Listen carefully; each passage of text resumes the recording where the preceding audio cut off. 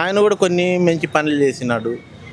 కాకపోతే ఈ స్కూల్కి కూడా కొందరికి పైసలు ఇచ్చినాడు, పిల్లలకి విద్యార్థులకి కూడా కొన్ని సహకారం కూడా చేసినాడు, మంచి పనులే చేసినాడు. మంచి వాళ్ళు పోతే ఎంతో బాధ అనిపిస్తుంది.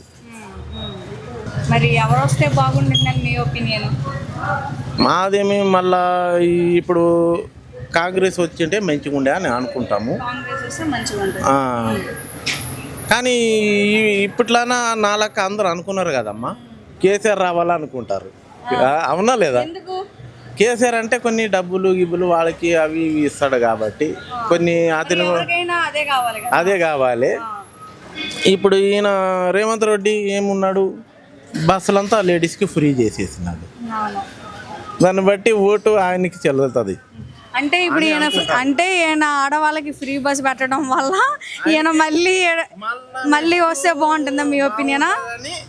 నేను అనుకుంటున్నా. మా ఫస్ట్లోనైతే మాకు కేసీఆర్ ఉండే, ఆయన వల్ల కొందరికి లాభం కూడా ఉన్నది. కేసీఆర్ వల్ల కేసీఆర్ కళ్యాణ పథకం అని కూడా ఒక్కొక్కరికి ₹1,00,000 కూడా ఇచ్చేసినాడు.